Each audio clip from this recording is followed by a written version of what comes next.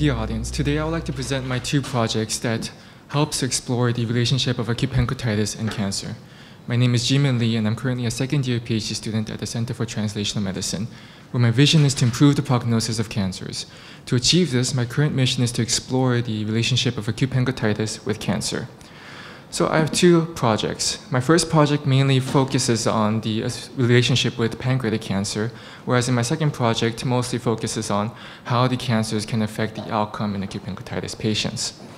So to start, let's try to imagine a scenario where you've just experienced a severe case of acute pancreatitis, now you're recovering and you believe that the worst is over, only later to face a diagnosis of late-stage pancreatic cancer a few months later. Recent research may suggest that this may not be a coincidence, and there might be a potential link between the two. So in my systematic review meta-analysis, I would like to present my results that explores the potential link between acute pancreatitis and the increased risk of pancreatic cancer. So despite the advances in medical technologies, pancreatic cancer continues to be one of the deadliest cancers within the world, where it currently ranks 7th among causes of cancer-related deaths and is expected to be the second leading cause by 2030. Acute pancreatitis is known as the most common gastrointestinal disease that requires acute hospital admission, and its incidence has been increasing year by year. And there's been some proposed theories of a bidirectional relationship between acute pancreatitis and pancreatic cancer. Well, on one hand, the inflammation from acute pancreatitis can cause DNA damage and mutation, hence resulting in a proneoplastic event. On the other hand, pancreatic cancer can cause a tumor mass effect, obstructing the pancreatic duct, causing a increased amount of pancreatic enzymes, resulting in autodigestion and inflammation. So with this in mind, we would like to investigate the risk of pancreatic cancer among acute pancreatitis patients. So to investigate these issues, we constructed a few clinical questions. The main question that we want to ask was, does acute pancreatitis increase the risk of pancreatic cancer? We want to analyze the general population, compare those who have acute pancreatitis to those without, and assess the risk of pancreatic cancer. In the next question, we also want to see how common pancreatic cancer is in acute pancreatitis individuals. So we did that through assessing the prevalence and incidence of pancreatic cancer. And to enhance the scope and clarity of the project, we also wanted to see how risk factors in acute pancreatitis patients can affect the risk of pancreatic cancer as well. So we conducted the systematic search in 3 different online databases on October 11th, 2023, with the search key shown. With the help of my co-investigators, we were able to narrow down to a final number of 49 full-text articles that were eligible for our study. So in the next few slides, I'd like to present my results that shows the significance of acute pancreatitis in pancreatic cancer. In this first figure, I show you the prevalence of pancreatic cancer and acute pancreatitis, and it's important to understand the prevalence in order to see how common pancreatic cancer is in acute pancreatitis patients. We summarized and pulled together 19 observational studies amassing to around 330,000 patients, acute pancreatitis patients. The heterogeneity was quite high. This may be attributed to the various different clinical study designs, different patient demographics, as well as possible confounders that can be found, such as smoking, diabetes, or others.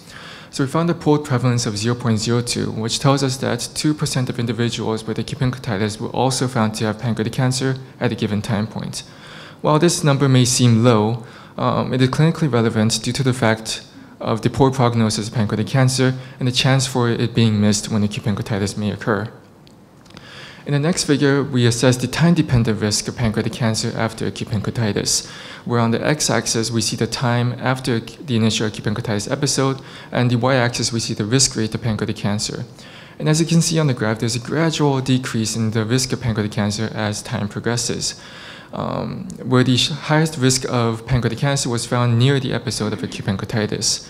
On the table on the right here, we see that we stratified the risk into 3 different distinct time periods, and when we take a closer look, we see that within the first 2 years after acute pancreatitis, we see a 50 times increased risk of pancreatic cancer. And after 2 to 5 years, there's a 3 times increased risk. More than 5 years, almost 2 times increased risk. Despite the high heterogeneity, our results was both statistically significant and clinically relevant. And then if we move on to the next 4 figures that I'll show you, here we assess the different risk factors and its effect on acute pancreatitis patients on the risk of developing pancreatic cancer. Here we use the effect measure of an odds ratio, where an odds ratio of 1 suggests that there's no effect. Any odds ratio greater than 1 suggests increased risk, less than 1 lower risk. Here in the first figure, we assess those who smoked. And we see that the pooled odds ratio is 1.50, but as you can see, the confidence interval shown in the brackets, it overlaps with the line of no effect, so therefore we cannot determine any significance from these results. In the next figure, we assess those who had diabetes mellitus, and similarly, we couldn't find significance in this result due to the overlapping confidence interval. However, something interesting about this analysis is that these two studies specifically investigated new onset diabetes mellitus, and both studies reported an increased risk of pancreatic cancer. Now, this may suggest that new onset diabetes mellitus may reflect early pancreatic carcinogenesis rather than them being independent risk factors, but further studies must be done in order to make this conclusion.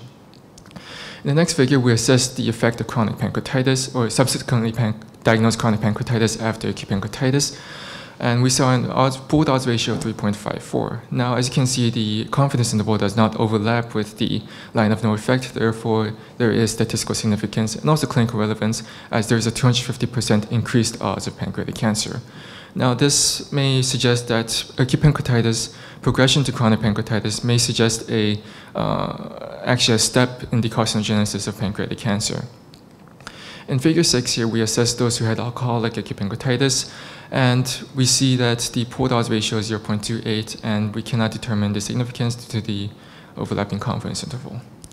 To conclude, we were able to find a strong association between acute pancreatitis and pancreatic cancer, with acute pancreatitis being a likely symptom of pancreatic cancer due to the high risk at high short-term risk. But the middle and long-term risk should not be neglected as well.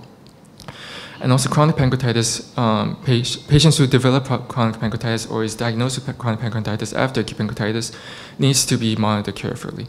For practice, I suggest that we polish the follow-up strategies for acute pancreatitis patients, and for implications for research, the long-term relationship between acute pancreatitis and pancreatic cancer should be further investigated, and identify the high-risk population, as it's not feasible to investigate each and every one acute pancreatitis patients for pancreatic cancer.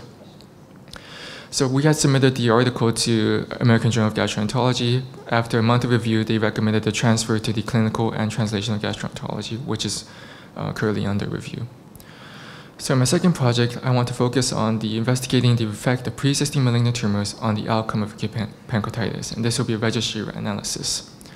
So this study is mainly revolving around the idea that was conducted by Sapari et al.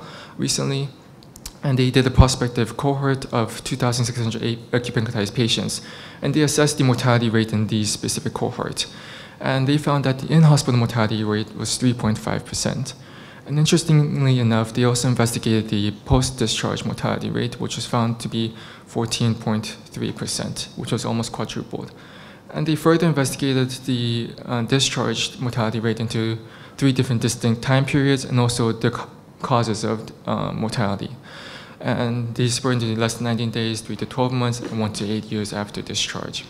And what caught my supervisor's eyes, and also my eye as well, is that within the first 12 months after discharge, the most common cause of mortality was actually end-stage cancer-related deaths, particularly due to cachexia and since cancer-related causes were one of the leading contributors to the post-discharge mortality after acute pancreatitis, we wanted to investigate and characterize this subpopulation and see if pre-existing malignant tumors have an effect on the outcome of acute pancreatitis. So we developed 2 different clinical questions, where in this first one, we want to assess the prevalence and to see how common tumors can be, and also maybe look into specific types of tumors as well.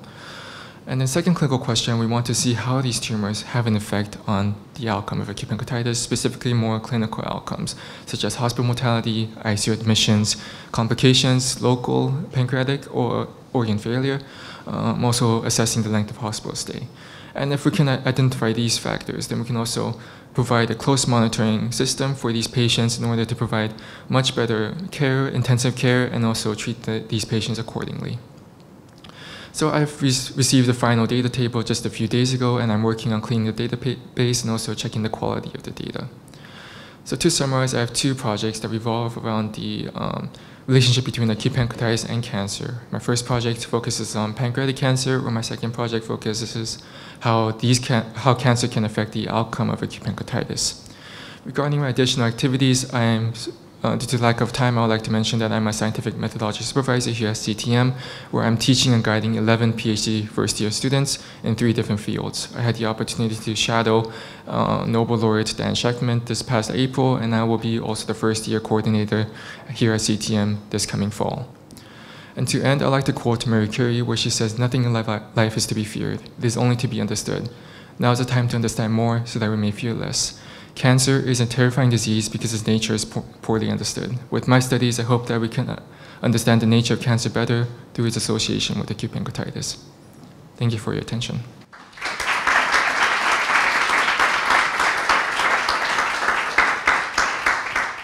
Thank you for the presentation. Who has questions? Yes, ladies.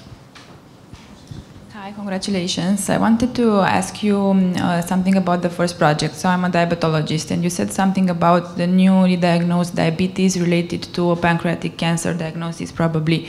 I wanted to ask you if you consider that we should screen these patients for pancreatic cancer, and if so, how should the patient profile look like in order to screen for this? Because we can't do it for each patient, of course.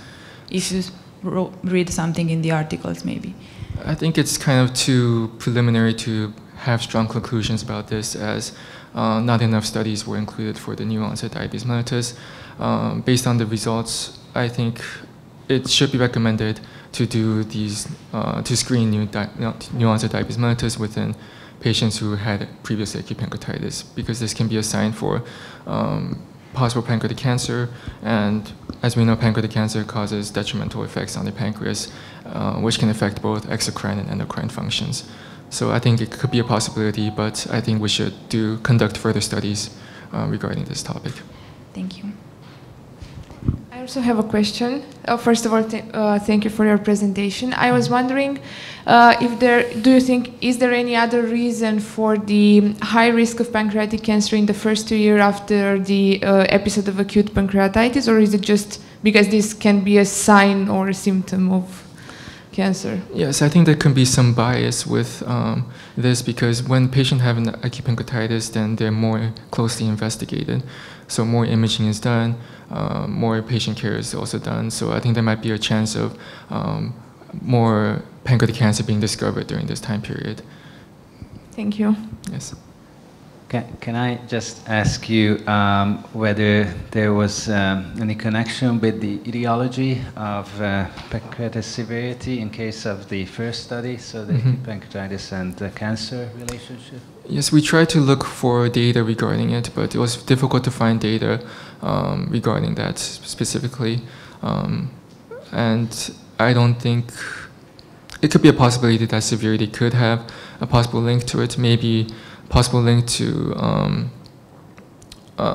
maybe associated with higher severity with pancreatic cancer due to the, as we know, the classification, when there's high severity, then there's multiple organ failure more than 48 hours.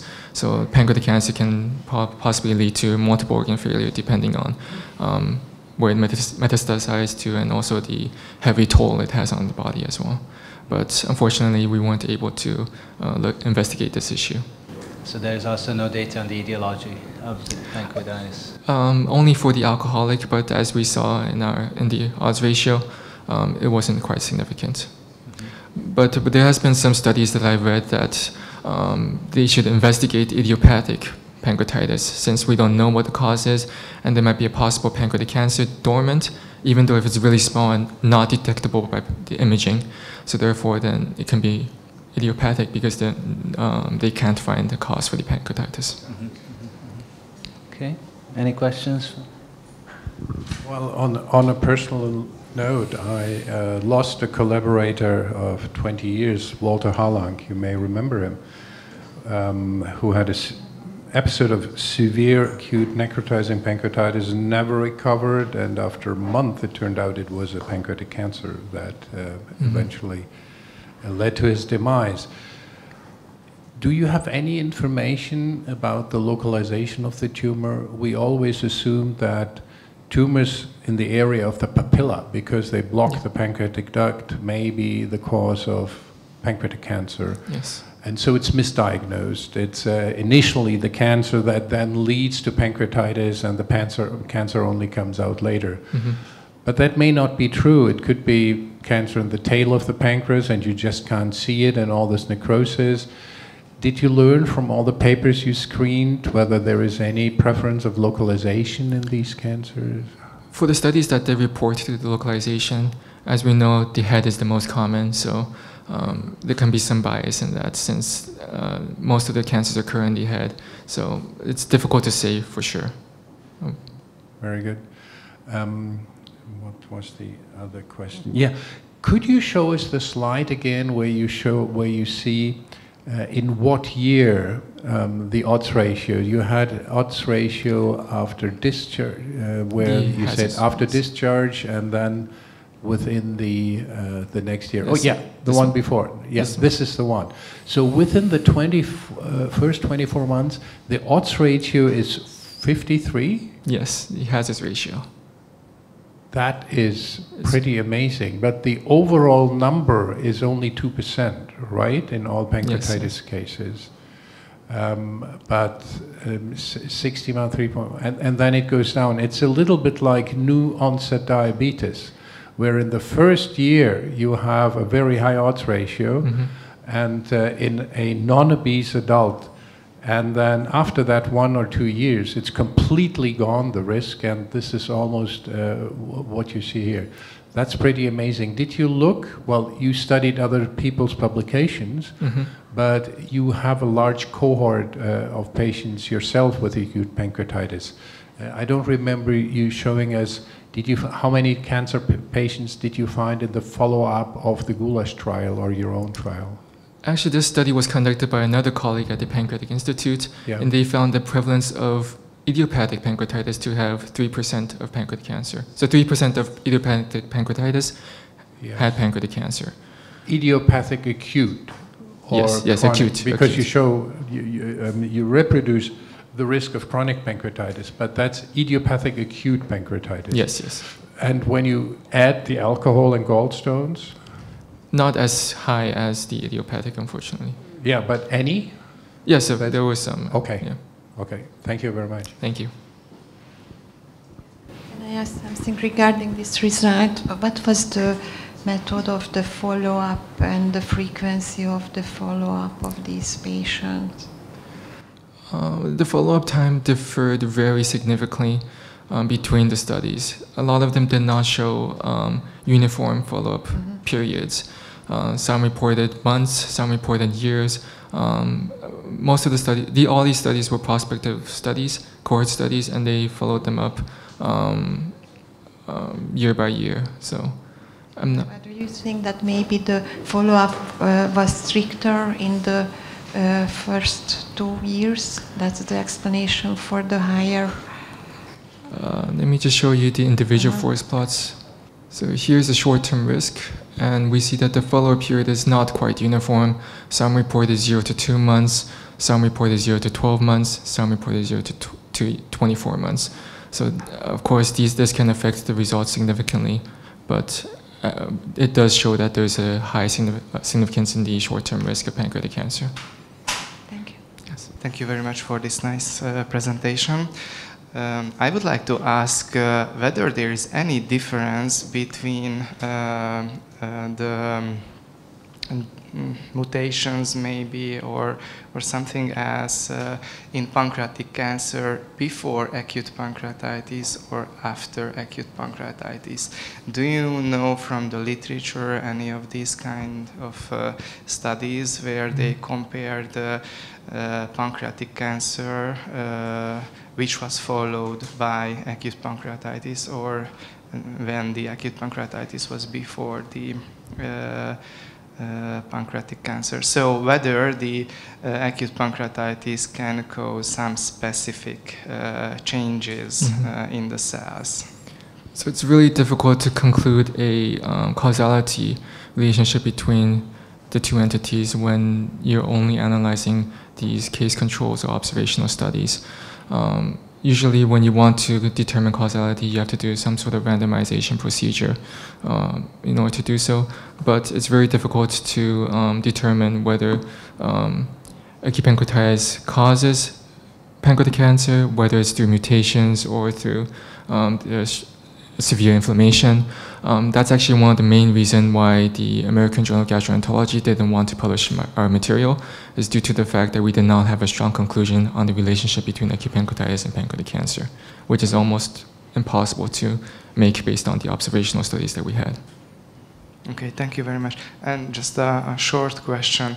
How the authors define pancreatic cancer after acute pancreatitis? So was there some days between the initiation of acute pancreatitis, or months or weeks after the diagnosis, the cancer?